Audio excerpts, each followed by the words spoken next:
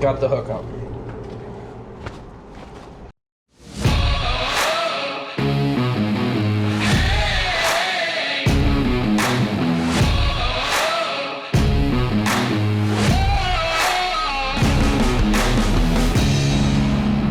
You are now watching Farming with Duffy Ag. Welcome back to the channel. Made it to Colburn's in the last video. Checked out Evan's disaster of roadways, destruction of water. Now we're on to the day. So we got a lot of stuff planned. So if you're not subscribed, subscribe, because next like week, 10 days, a lot of videos. But we'll get going. We're gonna pull that out and I'll slide out, and then we're gonna go pick up some chocolate milk.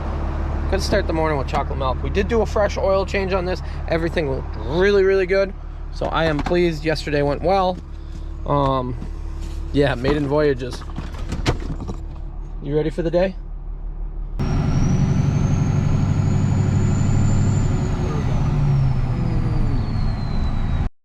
Well, stopped for some milk. Get a little tour. Where are we? We're at Collins Farm in Lee Center, New York. That's John Collins, and this is Cody. How many milk? So we're milking like 145. Okay. Yeah. Well, this farm we put up in 2018. I don't know, we used to have the calves and ice all tied up on the walls. We did have a lot of issues with calves and stuff, but respiratory issues. But well, this barn, I toured a few different farms. I did a lot of research and stuff, and you know, ventilation was one of my biggest things, and I wanted it open, and I did want an automatic calf feeder. We went with an urban calf feeder, but and in this barn, so we've actually got ventilation down through these grates, so the air actually sucks across, goes down in through these grates, and there's a fan down at the end. So you know, more or less trying to get that urine smell and fresh stuff. Air right down in. Exactly, take that urine smell and stuff, and it's kind of brings it across the top of the calves. But I still wouldn't mind putting in a positive Tube down the middle. Exactly. You know, something. It's not bad right now, but you get in the fall when you start closing the curtains up and stuff. It we probably could use a little something there. But yeah, you know, nothing. Plenty of open space though. That's the biggest thing with them. Yeah, so that's one thing why I picked this calf feeder, because we can pump it from the room in here into the stations for the calves, and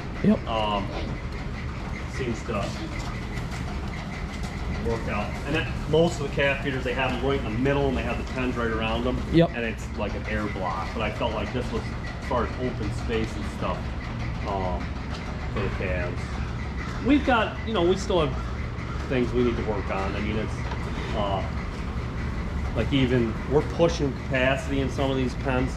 But yeah, it's a pretty simple little machine. So how long you got calves in here then for? So we usually keep them in here, we'll wean, and then we'll probably keep them in here, you know, maybe 4 months afterwards. And a lot of it depends on how many young calves we got coming in. I'll keep them in here later if we don't have calves coming in. But we've seen, you know, more calves we got, the quicker I kick them out, we kick them, transition into another barn. But yeah. So this is I set up to put another station here, but these are all weeds and stuff, so I'm not using yet. So I could potentially have. So they start at the end and you move everything down as you go? Pretty much, for the most part, yeah.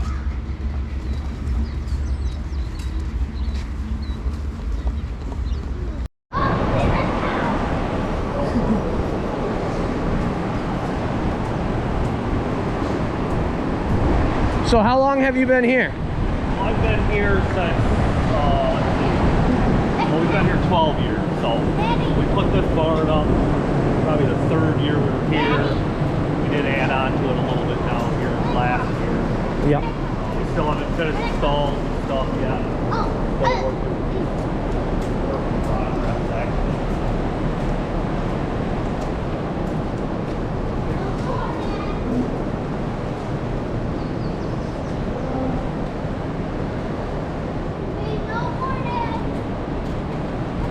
So we were talking, his manure pit is all the way on the other side of the road there, and he's pumping it all the way across, which anybody who farms knows there's always a battle of pumping manure, and especially sand laden manure. So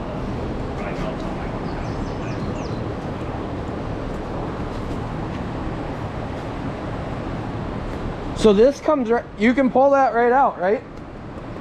Yep. The whole. Yep, that precast will pull right out. Exactly. So you can at least, when something goes wrong. Yeah, exactly. And that's just a box scraper pretty much that comes across. It's like, what do they call it? Not an alley cap. Yeah. Yep.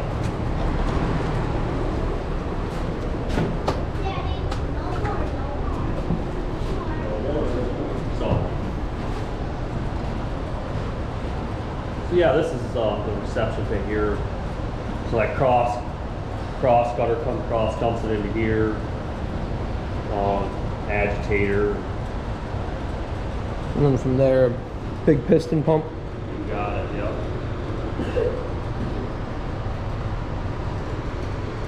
Yeah, I don't know. So Colburn says he's going to show me the way. I'm just waiting for the tank to show up. He's going to show me how this liquid shit works. It's the way to do it. Yeah. So how long, is it run automatically, or you got to come and turn everything on? That was one thing I kind of opted out on just for money reasons. But, yep. How long does it take usually to, so you suck that down pretty? Usually, I mean, I can suck that down probably in 10 minutes. Usually by the time the cross gutter runs, that's automatic. That'll run automatic, and then I'll come in and turn this on while I'm pumping, or while I'm scraping. Usually by the time I'm done scraping, this will be pumped down enough. And, yeah, one thing I've learned here is it's amazing air. Yeah. Blow.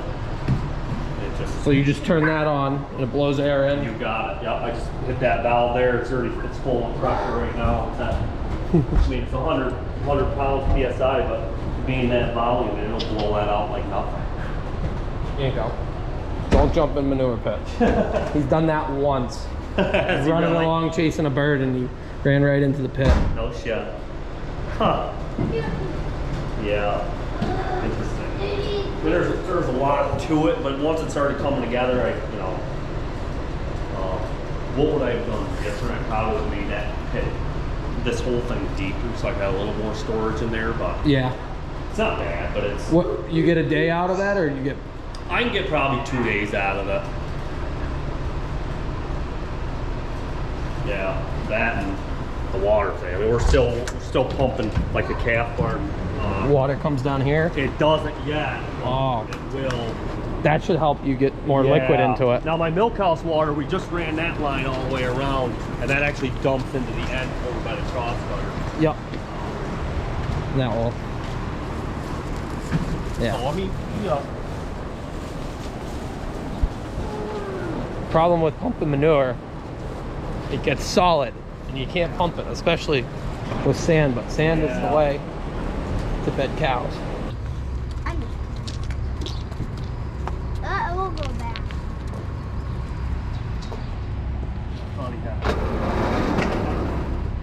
So milk cows come up the laneway.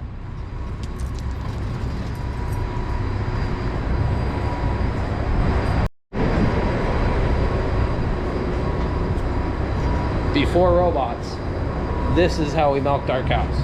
Same exact concept. So it's tunnel ventilated. So even though they're inside low ceilings, all the air is flowing actually back. Then you got alley scrapers, gutter cleaner that goes around, cleans behind them. Yep, so that's where the magic happens. So we're actually switch cows from here to the freestall, milk in here. That's what I was wondering. So you are switching cows. So these guys will be in the freestall at night, and them guys will be in here during the day. Oh, okay. Not ideal. Yeah. No, it's we keep talking of putting in a parlor, but man, big bucks. Nothing's cheap. You know, you work for Drill now. Yeah. Oh, I know. Yeah. This is by far the cheapest way to milk cows, but it takes a lot of work. So you're 2X? 2X, yeah. We're we don't feed any commercial grain, Okay. so we grow everything here. You do high moisture then, or? High moisture, Halington. Actually, we do brew. We do use brewers. We just got onto that 3 weeks ago Oh, really? because there's a lot of microbreweries, and they're not allowed to throw it in landfills any longer. Oh, yeah. But to go pick up like a garbage can worth of brewer's grain doesn't work. But a guy got it all together that he can go around and pick up enough to get truckloads out of it. So that was something new to us. We feed apple pumice though too, but that's from making the concentrate for hard cider. He doesn't actually make the hard cider, but he makes the juices that then get put into the hard what would be cider. the value of that? It's got some fiber, replaces some haylage, makes There you go. makes the diet wetter. There you go. Yeah. So no adding water, which we were always adding water. But yeah, that's been good. Drags on our haylage, especially after a year like last. Yeah. I know what you're saying, yeah. This used to be a little gazebo we had. You know, this stuff. So my wife works at Nelson Farms, and they make some of this product and other local products from guys around like Johnson's Honey, and these guys are out central New York to make that, Utica Coffee. There's a few other products we carry along Along with your milk. there. Yeah, exactly. And you'll have cheese curds coming, your own cheese We curds. do, yeah.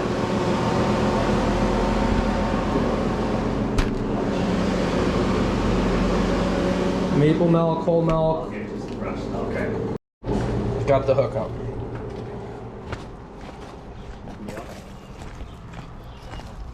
So, Yeah, it is. as far as anybody who's local here, what's the address of here? So 8744 West Thomas Road, Rome, New York. And what are the hours that you're open there? So this thing's open 24/7, self-serve, honor system. Swing in and get some. There you go. Absolutely. Good man. Appreciate the stop there. Got some chocolate milk, got some maple milk. If you're local, go check it out. We are on to the next one. I appreciate you guys watching along. We got lots of adventure these next few days, probably a week or so of it. So I appreciate it, and I'll see you on the next one.